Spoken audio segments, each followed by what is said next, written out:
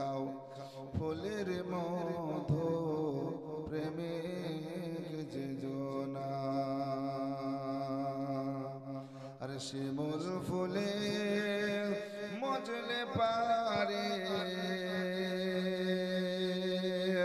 মধু কিছুই মিলবে না প্রেমিক যে জোনা ফুল চিনে খাও ফুলের মধু প্রেমিক যে জোনা দেখো না চেয়ে নজর করে ফুটেছে ফুল ওড়া হারে রে কে যাবে তোরা পারা পারে আর দেখবি বসে রাবানা প্রেমিক যে জোনা হুজুর পাকের কদম ধরে ডুবুদে রে ওই প্রেম সাগরে তোর মনের ময়লা যাবে দূরে মনের ময়লা যাবে দূরে দেখবি বসে রাবানা প্রেমিক যে জোনা ফুল চিনে খাও ফুলের মধু প্রেমিক যে জোনা হুজুর পাক সিংহাসনে বসে বিলি করেন দিবানি শিরে আর ফয়েজ বরকত রাশি রাশি নাই যে তাহার তুলনা প্রেমিক যে জোনা আল্লাহুম্মা সাল্লি আলা মাওলানা মুহাম্মদ ওয়া আলা আলি মাওলানা মুহাম্মদ সাল্লি আলা মুহাম্মাদিন সাল্লি আলা মুহাম্মদ হরদম জবান পাক নামে মুহাম্মদ হরদম জবান সে নিকালো শফি আলহামদুলিল্লাহ সমস্ত তারিফ ও প্রশংসা সে মহান রব্বুল আলামিনের জন্য যিনি এক ও দ্বিতীয় লা শারীকা লাহু যিনি অনাথের না দরভান্ডা ততপর আব্দুল্লাহ লাল মামিনের অন্তরে তারা বিশ্বের সাহারা যিনি ইসলামের মূল যিনি মক্কার পুষ্পিত ফুল যার নাম জুবিনী মুহাম্মাদুর রাসূল তথা হযরত মুহাম্মদ আরবি সাল্লাল্লাহু আলাইহি সাল্লামের উপর শত শত দুরূদ ও সালাম অবতীর্ণ হোক বলেন আল্লাহুম্মা আমিন ব্রাদার ইসলাম আমি আপনাদের সম্মুখে পবিত্র কালামুল্লাহ থেকে আয়াতে কারিমা পড়েছি ইন্নাল্লাহা মা'আস সাবিরিন আল্লাহ বলেন নিশ্চয় আমি ধৈর্যশীল সবরকারীর সাথে আছি সঙ্গে আছি জোরে বলুন সুবহানাল্লাহ যারা ধৈর্যশীল সবরকারী আল্লাহ বলেন আমি তাদের সঙ্গে আছি সাথী আছি আসুন ব্রাদার ইসলাম এই চাঁদটা আরবি মাসে কি বলা হয় এই চাঁদটার নাম কি শাবান মাস একদম শেষের মুহূর্তে নাকি বলছেন এরপরে চাঁদ যেটা উঠবে মাহে রমজান মাস ঠিক না আমাদেরকে রমজানের তৈয়ারি হতে হবে না যে রমজান মাসকে পেলে আল্লাহু আকবার কবিরা নবী পাক সাহাবীরা সাল্লাল্লাহু আলাইহি ওয়াসাল্লাম বলেন এই একটি মাসের রোজা সিয়াম সাধনা যদি সঠিকভাবে করো তোমার জীবনের পাপগুলো আমার আল্লাহ পরিষ্কার করে ধৌত করে সাফ করে দিবেন জোরে বলুন সুবহানাল্লাহ আল্লাহ সাফ করবেন সিয়াম সাধনার মাধ্যমে আল্লাহ পাক সুবহানাহু ওয়া তাআলা বলেন আউয়ালুহু রাহমাতুন ওয়া আওসাতুহু মাগফিরা ওয়া আখিরুহু ইতকুম মিনান নিরান। জোরে বলুন সুবহানাল্লাহ। প্রথম 10 দিন রহমত, তারপরে মাগফিরা, তারপরে হচ্ছে জাহান্নাম থেকে পরিত্রাণ। জোরে বলুন সুবহানাল্লাহ। বাবজিরা আমার ভাইরা, একটি ঘটনা আপনাদের শোনাবো, আর ইনশাআল্লাহ শোনাতে শোনাতে টাইমও হবে, আর আমার পরবর্তী বক্তা ইনশাআল্লাহ চলে আসবে, ঠিক কি না? হ্যাঁ, আমার পরবর্তী বক্তা ইনশাআল্লাহ আসবেন, আপনারা ওয়াজও শুনবেন। সুবহানাল্লাহ। পরপর শুনতে হবে, কারণ মানুষ হিসাবেও আমাদের সময়ের দিকে লক্ষ্য করতে হবে, ঠিক না? দেখা গেল যে আমরা বক্তা নিয়ে এসেছি, আর আমরা কেউ থাকবে না, বক্তা একাই আসবে, বক্তায় একাই বকবে, এটা ভালো লাগবে? তাই তাদেরকেও একটু সময় দিতে হবে। আসুন বেরাদার, এই পবিত্র মাহে রমজান মাসের চাঁদ উঠলো। কি উঠলো? আচ্ছা বলুন তো, চাঁদ আমরা দেখতে যাই না, যাই না? কিন্তু বাপ একটু আমাদের এলাকায় দেখি যে রমজানের চাঁদের চেয়ে ঈদের চাঁদ বেশি আমরা দেখি। কি গো? হ্যাঁ, রোজা ধরার সময় পবিত্র মাহে রমজান মাসের সিয়াম সাধনার রোজা ধরবো, এই জন্য চাঁদ দেখার মানুষ কম পাওয়া যায়, ঠিক না?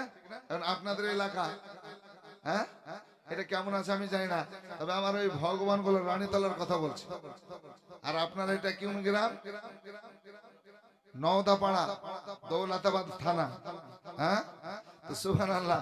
এই এলাকার খবর আমি অতটা জানি না, তবে আমাদের এলাকায় চাঁদ দেখে রোজা যেভাবে করে আরম্ভ করে, তার চেয়ে ঈদের চাঁদ আমরা বেশি খুশি।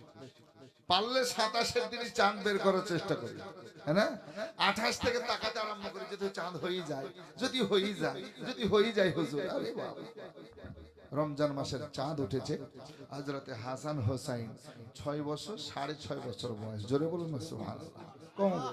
কম বেশ এই দুই ভাই সবাই চাঁদ দেখছেন, ইনারাও চাঁদ দেখেছেন। জোরে বলুন সুবহানাল্লাহ।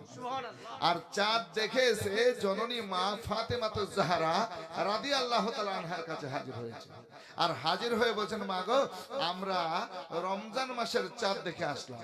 মা ফাতেমা তাইয়্যিবা তাহিরা বলছেন যে আব্বা হুজুর, আমিও দেখেছি। সন্তানদেরকে বলছেন আমিও দেখেছি। তো মা বলছেন যে আমিও দেখেছি, ছেলেরাও বলে যে দেখে এসেছি। তো হাসান হোসেন বলছেন, মা, আমরা চাঁদ দেখে আমরা দুই ভাই এটা আমরা নিয়াত করেছি যে আমরা এবার রোজা রাখবো, রোজা রাখবো। জোরে বলুন সুবহানাল্লাহ। আচ্ছা, ছোট্ট ছেলে আমাদের, বেটা বেটি নাতি পোতা এরকম থাকে না? ছোট ছোট ছেলে মেয়ে, মা আমি রোজা রাখবো, দাদি আমি রোজা রাখবো, দাদু আমি রোজা রাখবো, আব্বা হুজুর রোজা রাখবো। তো আমরা কি করি? না না, ছোট ছেলে, শরীর খারাপ হয়ে যাবে, স্বাস্থ্যের দিকে খারাপ হবে, লেখাপড়া করছিস এখন, লেখাপড়া খারাপ হবে, শোন সামনে পরীক্ষা, পরীক্ষা খারাপ হবে, এরকম বলি না, বলি না? কি গো বলেন? এরকম বলা ঠিক না। অভিভাবক গার্জেনকে যদি পারে আলহামদুলিল্লাহ শুরু করো, যতক্ষণ পারবে, তোমার উপর তো ফরজ নাই। তুমি যদি পারো আলহামদুলিল্লাহ, না পারো ভেঙে দেবে, কি আছে? হ্যাঁ, তবে নিষেধ করা যাবে, মানা করা যাবে। এই দুনিয়ার রেজাল্ট খারাপের জন্য তুমি আখিরাতের রেজাল্ট খারাপ করছো, জাহান্নামে চলে যাবে, এটা দেখছো না? তো দুই ভাই বলছে, মা আমরা রোজা করব। তো ফাতেমাতুজ জাহরা বলতেছেন, ও বাবা কলিজার টুকরা, তোমাদের তো বয়স এখনো সেই হয়নি, আর রোজা তোমাদের উপর ফরজ হয়নি, এবার না করলে হয় না? বলে, না মা, আমরা অভ্যাসটা করি, যদি পারি তো করে নিব, যদি না পারি ছেড়ে দেব। মা ফাতেমা জাহরা রাদিয়াল্লাহু তাআলা আনহা দুই কলিজার টুকরা লাগতে জিগারকে নিয়ে বসলেন। হে বাবা, তোমরা কি সিয়াম সাধনা করতে পারবে? বলে, মা গো মা, আমরা পারবো। নিয়াত করেছি দুই ভাই রোজা করব, সিয়াম সাধনা করব, বারণ করবে না, নিষেধ করবে না, নিষেধ করবে না, বারণ করবে না। দুই ভাই আপনার অঙ্গীকার করে নিয়েছে। এই দেখেন মা ফাতেমা জাহরা রাদিয়াল্লাহু তাআলা আনহা, উনিও বলছেন, সোনার চাঁদ শুনো শোনো, আমিও তোমাদের সারির সময় ডেকে দেব, আমরাও আজকে রোজা করব, সিয়াম সাধনা পালন করব, তোমাদেরকেও আমরা ডেকে নেব। যাও এখন সব ঘুমাও। দুই ভাই খুশি মনে বিছানায় চলে গেলেন। আমার বাপজিরা, আমার ভাইয়েরা, আমার মা বোনেরা, পর্দা না সে একটু মনোযোগ দিয়ে শুনবেন। সম্মুখে রোজা আসছে, এই জন্য রোজার আলোচনাটা করতেছি। আল্লাহু আকবার কবিরা। কেমন ধৈর্যশীল ছিলেন, কেমন সবর ছিলেন, এদিকে আপনাদের শোনাবো। আল্লাহ আল্লাহ। হাসান হোসেন খুশি মনে বিছানায় চলে গেলেন। যখন সাহারির সময় হলো, মা ফাতেমা ছেলেদের ডেকে দিয়েছেন। হাসান হোসেন উঠলেন ভালোভাবে। আপনার খুশি মনে ওঠার পর সিয়াম সাধনার জন্য ভর রাত্রিতে আপনার কি করলেন, সাহারি করলেন। রোজা স্টার্ট হয়ে গেল, রোজা চালু করে দিলেন। এই দেখেন বাপজির, আমার ভাইয়ের, আমার মা বোনেরা গো, রোজা সিয়াম সাধনা করতে করতে 1 2 5 10 এইভাবে করতেছেন। আমার নবী বলেন আউয়ালুহু রাহমাতুন আওসাতুহু মাগফিরা, এগুলো সমাপ্ত করে আখিরুহু ইতকুম মিনান নিরান, শেষ সিয়াম সাধনার দিকে, রোজার দিকে চলেছেন। মা ফাতেমা দেখছেন আমার ছেলে দুটো ভালো সিয়াম সাধনা করেছে, রোজা করেছে, কোন সময় খাবারের কথা বলে না, কোন সময় তৃষ্ণা পিয়াস লেগেছে তা বলে না, আজকে রোজা বেঁধে গেছে কথাটা কোন সময় বলে না। মাও খুশি মনে আজকে সিয়াম সাধনা করেছেন ছেলেদেরকে নিয়ে। আল্লাহ আল্লাহ, একদম শেষ মুহূর্তে চলে গেছে। যখন আপনার 29 মা রোজা আপনার আছে না, আল্লাহ আল্লাহ, শুধু আপনার ইফতারের জন্য খাবার রেডি করেছেন। আজকে ফাতেমা বলছেন নিজের স্বামীকে, স্বামী গো আমি একটি কথা আপনাকে বলবো। বলে ফাতেমা কি কথা বলবে বলো? বলছে স্বামী গো, যেদিন আমাকে বিবাহ করে সঙ্গী করে আপনার ঘরে এনেছেন, আমি নিজের জন্য আজ পর্যন্ত আমি কিছু চাইনি, কিছু চাইনি, চাইবো না। ওগো প্রাণের স্বামী, যেমন পোশাক দিয়েছেন সেই পোশাক পরেছি, যেমন খাবার দিয়েছেন সেটাই খেয়েছে। না না না না স্বামী গো, এই জন্য আপনাকে কাছে ডেকে একটি কথা বলতে চাই। আমার বাচ্চা হাসান হোসেন সিয়াম সাধনা করতেছে, আজকে কোনো মতো ইফতার বানাবো এমন খাবার রয়েছে, আর কিছু নাই, কিছু নাই, কিছু নাই। এই জন্য সকাল সকাল আপনি বেরিয়ে যাবেন, যদি কোনো কাজ পেয়ে যান কাজ করবেন, আর কাজ করে কি করবেন, সারি ইফতারের জন্য কিছু কিনে নিয়ে আসবে। আজকে কোন মতন ইফতার করার মতন সুযোগ আছে। আজকে ভোর রাত্রিতে আজকে আমরা সুবহানাল্লাহ সাহারি করলাম, আবার ফজরের নামাজ হবে, আর আপনি কি করুন, আল্লাহু আকবার, একটু কাজের জন্য তলাশ করবেন, কাজের জন্য বেরিয়ে যাবেন। আর কাজ পেলে আল্লাহু আকবার কবিরা, আজকে পয়সা দিয়ে টাকা দিয়ে আপনি কি করবেন, জব কিনে নিয়ে আসবেন। আমি আজকে আটা বানাবো, ময়দা বানাবো, রুটি বানাবো, আর একটু যদি ফল ফ্রুট পারেন নিয়ে আসবেন ছেলেদের জন্য, আমি একটু ইফতার তাদের ব্যবস্থা করে দেবো। জোরে বলুন সুবহানাল্লাহ। আচ্ছা বলেন তো বাপ, কোন মা চাই না আমার ছেলে মেয়েকে একটু ভালো খাওয়াবো? চাই না? সবাই চায় আল্লাহু আকবার, আমার ছেলে মেয়েকে ভালো পোশাক দেব, ভালো খাওয়াবো, এটাই চিন্তা করে।